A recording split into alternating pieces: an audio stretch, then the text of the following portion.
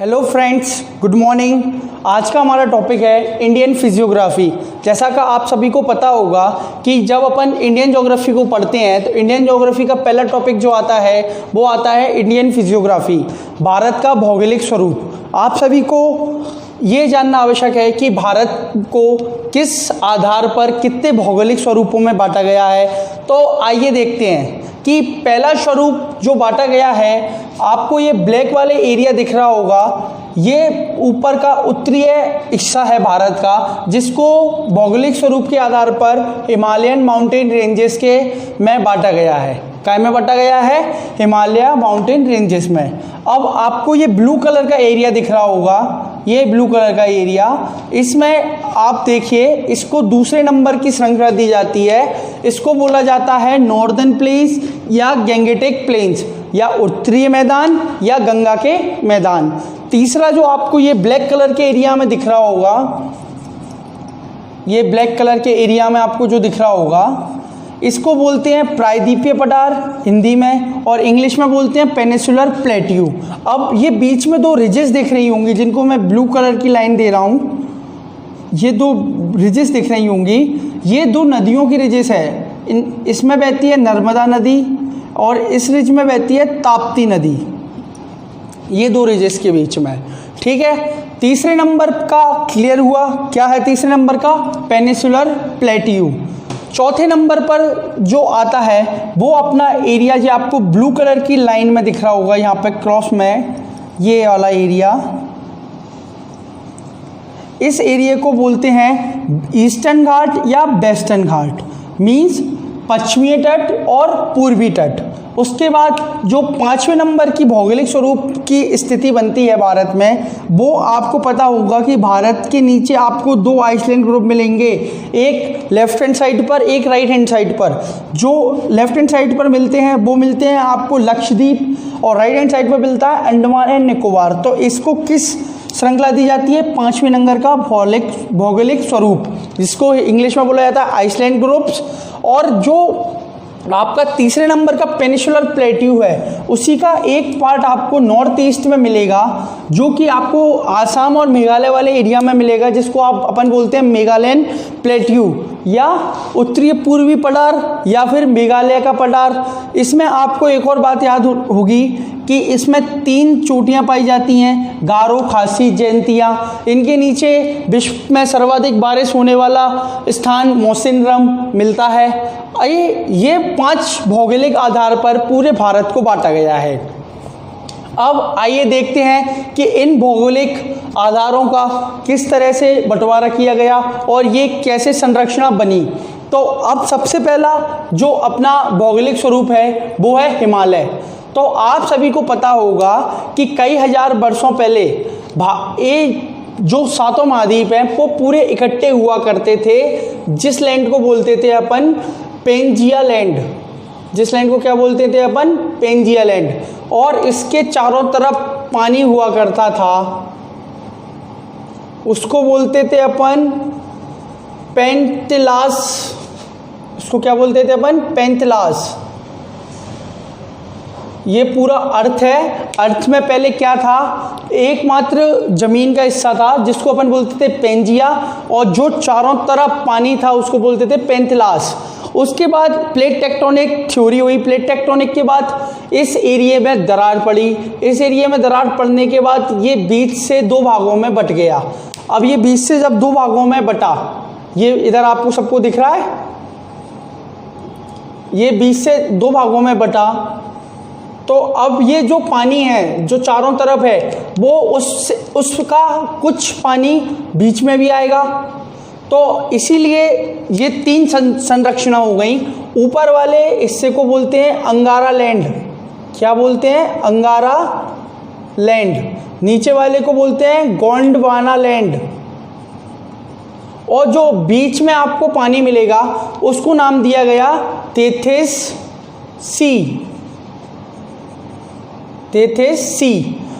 3 संरचना हो गई, अंगारा लैंड, गोंडवाना लैंड और तेथिस सी। अब जो भारत था, भारत किसका हिस्सा था? गोंडवाना लैंड का। काय का हिस्सा था भारत? गोंडवाना लैंड का। गोंडवाना लैंड में प्लेट टेक्टोनिक की वजह से आपको अपने भारत का ये हिस्सा ऐसे कट के, ये गोंडवाना लैंड रह गई, इसमें से एक इस तरह की संरचना निकल के मूव करने लगी किस तरफ, ऊपर अंगारा लैंड की तरफ। ऊपर कौन सी लैंड थी, अंगारा लैंड। तो अब जब ये मूव करती रही तो ऊपर कौन सी प्लेट थी, यूरेशियन प्लेट। कौन सी प्लेट थी, यूरेशियन प्लेट।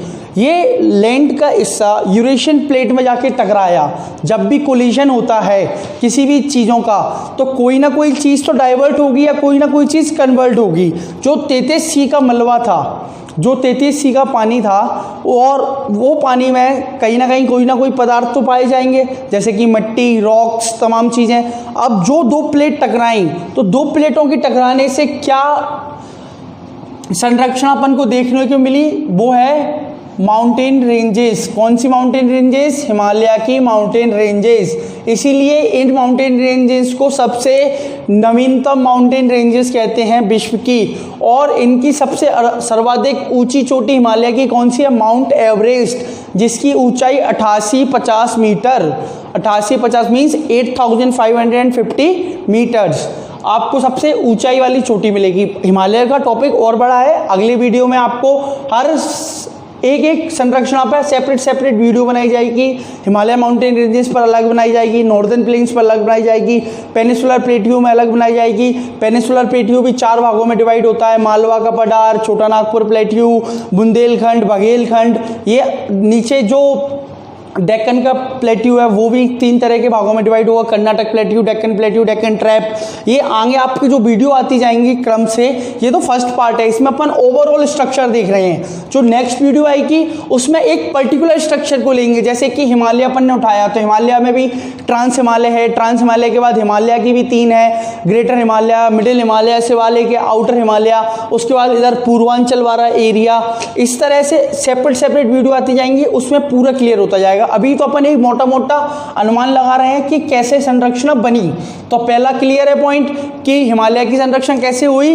पेंजिया लैंड थी, पेंथिलस वाटर था, अंगारा लैंड, गोंडवाना लैंड 33C में डिवाइड हुआ। 33C के बाद गोंडवाना लैंड से इंडिया का पार्ट अलग होता है, वो जाके ऊपर यूरेशियन प्लेट में टकराता है। यूरेशियन प्लेट में टकराने के बाद ये माउंटेन संरक्षण डाइवर्ट होती है, तो एक डाइवर्जन की वजह से एक माउंटेन लाइक स्ट्रक्चर खड़ा होता है।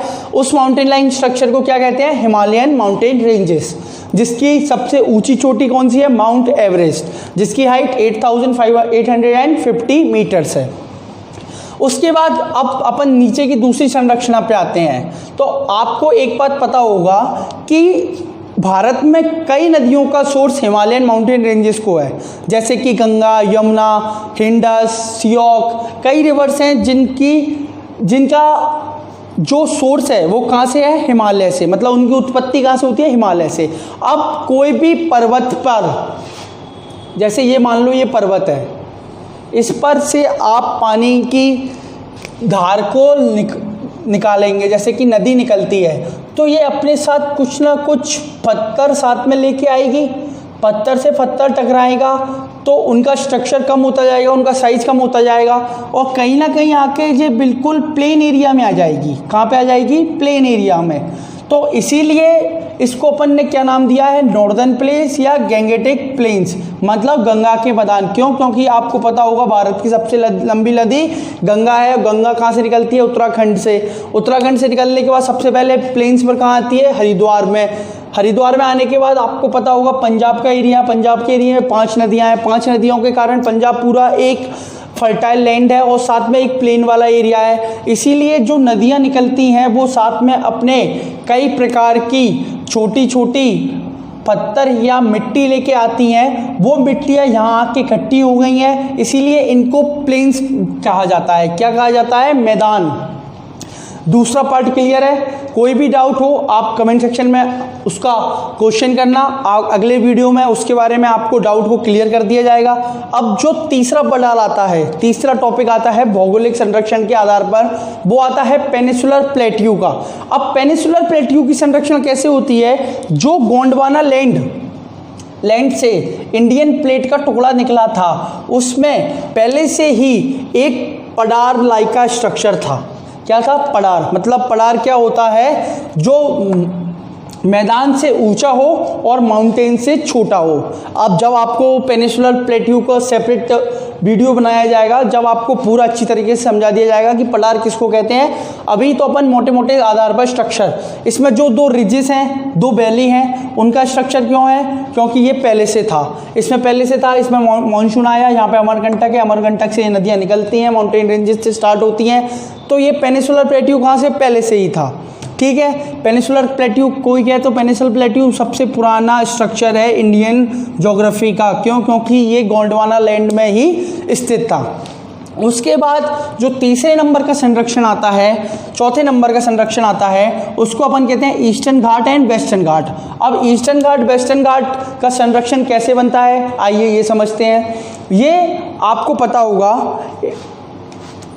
इंडिया के सदर्न पार्ट में इंडियन ओशियन है, इंडियन ओशियन की दो ब्रांचेस हैं, एक अरेबियन सी और एक बे ऑफ बंगाल।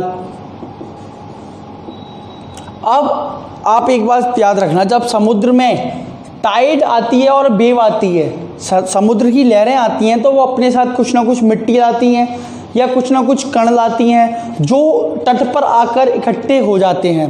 तट पर आकर इकट्ठे हो जाते हैं, तो ये कई हजार सालों से लाकर इनने एक प्रकार से घाट बना लिए हैं अपने। क्या बना लिया है, एक अपना तट। इसीलिए इस वाले हिस्से को कहते हैं अपन वेस्टर्न घाट या फिर पश्चिमीय तट, इसको कहते हैं पूर्वी तट या ईस्टर्न घाट। ये चौथी संरक्षण क्लियर है। क्यों है ये, समुद्र की वजह से। समुद्र अपनी लहरों के साथ क्या लाता है, कई प्रकार के कण लाता है, कई प्रकार की मिट्टी लाता है, कई प्रकार के आभूषण लाता है, कई प्रकार के अनेक कोरल लीव्स लाता है और चीज़ें लाता है, इसलिए ये तट की संरचना बनती है। अब चौथे प्रकार का जो संरक्षण है वो क्या है, एक आइसलैंड ग्रुप। आइसलैंड ग्रुप क्या है, जो कि भारत में पाए जाने द्वीप हैं। जो लक्षद्वीप एक द्वीप है वो काय से बना हुआ है, कोरल रीफ से। कोरल रीफ क्या है, जब आपको लक्षद्वीप के बारे में एक सेपरेट वीडियो बनाई जाएगी, 5वें नंबर की वीडियो आइसलैंड ग्रुप्स के ऊपर, तब आपको कोरल रीफ समझा दी जाएगी, लक्षद्वीप का फॉर्मेशन समझा दिया जाएगा। और जो माउंट अंडमान निकोबार है, अंडमान निकोबार को यहाँ पे जो पूर्वांचल मिलता है अपन को, काय का एक्सटेंशन, हिमालय का एक्सटेंशन, इसको क्या कहते हैं, पूर्वांचल। इसी का एक्सटेंशन अपन को, इस एरिया में तो पानी आ गया तो ये समुद्र के नीचे समुद्र के नीचे सबमर्ज हो गया है, लेकिन जो ये एरिया आता है अंडमान निकोबार का, इसको माउंटेन, हिमालय माउंटेन का ही पार्ट माना जाता है। क्या का पार्ट माना जाता है, हिमालयन माउंटेन का। आपको ये बात क्लियर है। ये मेगालयन प्लेट्यू के बीच में ये पूरा प्लेट्यू था, ये पेनिनसुलर प्लेट्यू जो था ना, इसी से कनेक्टेड था मेगालयन प्लेट्यू। लेकिन यहाँ से दो बड़ी नदियाँ आती हैं, एक गंगा एक यमुना, जो आके यहाँ पर आपको ब्रह्मपुत्र नदी आती हुई मिलेगी।